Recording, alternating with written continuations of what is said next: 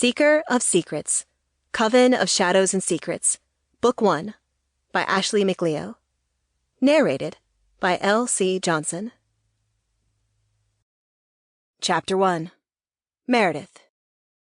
I gripped the rope as my partner inched me down the dusty stone shaft, my breath tight in my chest, my heart racing harder with each passing second.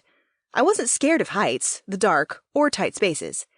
And yet, I hated this situation. Irrationally, I both wanted Dens to lower me faster and pull me back up. Alas, this was my only option to complete the job our boss had assigned. A ladder would be too wide to fit down such an ancient passage. Plus, hauling it around would be a dead giveaway and too clunky to slip past on-site guards. Suddenly, gravity took me into a free fall. I let out a yelp and squeezed the rope tighter, as if that would save my ass from plummeting to my death. The rope snapped taut a second later, and my gaze seared upward. "Sorry!" Dens' baritone boomed as he peered down at me.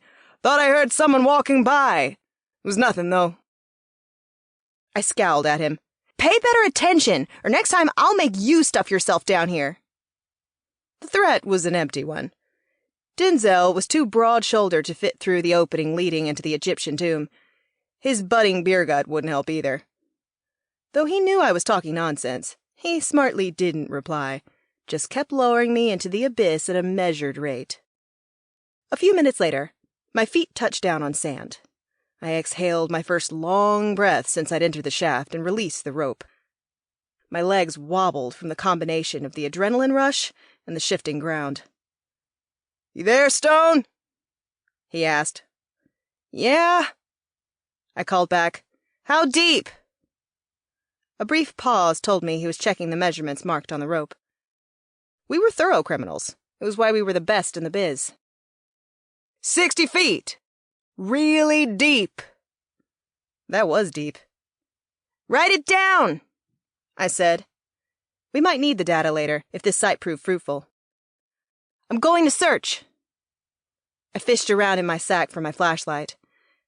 After our earlier reconnaissance, which had involved getting the site's archaeology team so plastered they'd talk about their dig, we'd learned there was more in the tomb than just the treasure we were after. Something strange was hidden down here.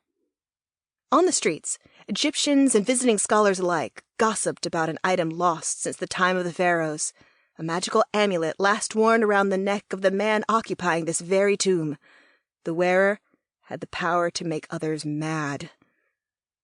The necklace had not been uncovered yet, but I had hoped that I'd be the... Sample complete. Ready to continue?